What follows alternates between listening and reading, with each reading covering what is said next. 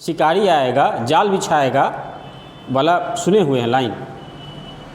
Exactly वही हाल हो जिसमें चिड़िया का जो हुआ था वही हाल होने वाला है आपका, और जो उसका कहानी था वही कहानी है कमोबेश अभी का। हम बात कर रहे हैं बिहार के विधानसभा चुनाव का, और बात आपसे हो रही जो बिहार के लोग हैं उनसे। पूरे 5 साल क्या क्या नारा लगाए थे आप लोग? जात पे नपात पे वोट पड़ेगा, विकास पे, इंडस्ट्री इन बिहार, बदलो बिहार, फलाना ढिमाका, आ गए औकात पे। फिर अपना अपना जात का झंडा उठा लिए आप लोग, फिर अपना अपना पार्टी चुन लिए, अपना अपना नेता चुन लिए। इस बात से बिल्कुल अलग कि आपके नेता का पास्ट क्या रहा, उसका फ्यूचर का विज़न क्या है। इस बात से बिल्कुल अलग कि आपका नेता जो है उसका क्रिमिनल बैकग्राउंड क्या है। बस जो जितना मर्डर किया, जो जितना बड़ा बाहुबली, वो उतना बड़ा आपका मतलब नेता हो गया। आपको लगता है कि जो पैसे के लिए किसी का मर्डर कर सकता है, जिनका आपराधिक चरित्र, आपराधिक प्रवृत्ति, आपराधिक इतिहास रहा है, वो कभी विकास की बात करेंगे? उनके पास कुछ नियत या उनके पास कुछ होगा विज़न बदलने का? कितने पार्टियों का आपने विज़न आपने देखा है और आपको लगा है कि इसके पास विज़न है? ये समझने वाली बात है। फिर 5 साल बाद चुनाव होगा। इस 5 साल तक आप वापस फिर वही रटी रटाई बातें शुरू करेंगे। बदलो इन बिहार, अब की बार ये करना है, अब की बार वो करना है, अब की बार युवा क्रांति, युवा सरकार। और शिक्षित समुदाय सबसे ज़्यादा 64% शायद जो है वो यूथ है इस इलेक्शन में पार्टिसिपेट करने वाले। और उसके बावजूद अगर आप किसी अक्षम्य व्यक्ति को चुनते हैं तो आपसे बड़का गधा कोई नहीं होगा और आप हंसी के पात्र होंगे। इसलिए इस बात को समझिए। आप किसी भी पार्टी को वोट दीजिए, हम नहीं कहते हैं आपको कि आप इसको दीजिए, हमारा काम भी नहीं है वो कहना। हम सिर्फ कह रहे हैं कि आप किसी को भी दीजिए, आप किसी को भी नेता चुनिए, सिर्फ इस बेसिस पर चुनिए कि उसके पास विकास का विज़न क्या है। आप क्या खाते हैं, आप कहाँ रहते हैं, आप किस परिस्थिति में पलते बढ़ते और बड़े होते हैं, आपका भविष्य कैसा होगा, ये सब सरकार के सिस्टम कंट्रोल करती है। और सरकार सिस्टम को पॉलिटिक्स कंट्रोल करता है। तो उस पॉलिटिक्स को जो डायरेक्टली आपके लाइफ में इंटरफेयर करता है, उसमें इंटरफेयर करना बहुत ज़रूरी है। तो उसको सीरियसली लीजिएगा।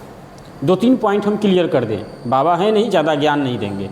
2-3 पॉइंट क्लियर करेंगे। पहली बात, आपका काम है सिर्फ विधायक चुनना। लोकतंत्र ने, संविधान ने आपको राइट दिया है अपना एमएलए चुनने का। मुख्यमंत्री मत चुनिएगा। मुख्यमंत्री कोई बने, कोई फ़र्क नहीं पड़ता। आपका स्थानीय विधायक आपका बेहतर होना चाहिए, है ना। अगर आपके सारे विधायक अगर बेहतर होंगे तो उनका नेता भी कोई मूर्ख नहीं बनेगा, पहली बात। दूसरी चीज़ ये है कि ये ऐसा नहीं बोलिएगा कि जो हार रहा है उसको वोट देने से क्या फ़ायदा। आपके पास एक वोट है जिसे किसी ऐसे कैंडिडेट को देना है जो उसके योग्य होगा। बस इतनी सी बात समझ में आनी है, ये पॉइंट ज़रूरी है।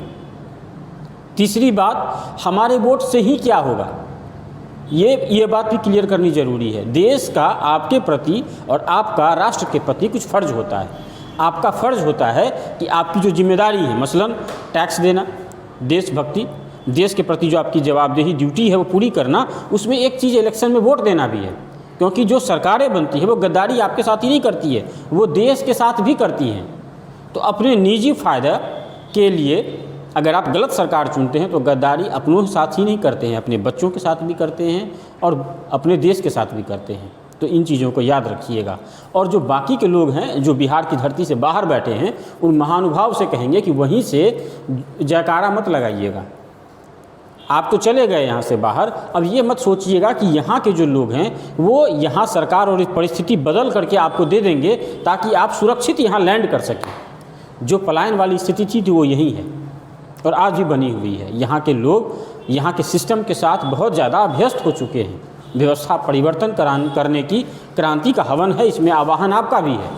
इसलिए कोशिश कीजिए, एक दिन की छुट्टी निकालिए, आइए और इलेक्शन में पार्टिसिपेट कीजिए। खर्चा हो जाएगा महाराज, कितना होगा, 5,000 रुपया मान लीजिए। तो 5 साल अगर सरकार चलेगी तो आपका सामान सुरक्षित रहे, आपका देश प्रदेश सुरक्षित रहे, आपके बच्चे भविष्य परिवार सुरक्षित रहे, आपका घर जमीन जायदाद सुरक्षित रहे और डेवलप करे, आपको बाहर बिहारी कहने पे शर्म ना आए। इसके लिए अगर 1 साल का 1,000 रुपया इन्वेस्ट करना है तो सौदा गलत थोड़े है। एक बार कोशिश कीजिए, बदल के देखिए। आप ऐसा क्यों सोचते हैं कि यहाँ के जो लोग हैं उन्हीं का फ़र्ज़ है वोट देना? इसलिए आइए और इस महापर्व में शामिल होइए। आपके हिसाब से मैं वापस कहूँगा, कैंडिडेट चाहे कोई भी हो, चाहे आरजेडी हो, बीजेपी हो, एलजेपी हो, निर्दलीय उम्मीदवार हो, कोई भी हो, कैंडिडेट चुनिए जो बेहतर हो, पढ़ा लिखा हो, आपराधिक छवि नहीं हो, उसके पास विज़न क्या है इस बात को समझने का प्रयास कीजिए और इन सारे तथ्यों के आधार पर इलेक्शन में पार्टिसिपेट कीजिए। धन्यवाद।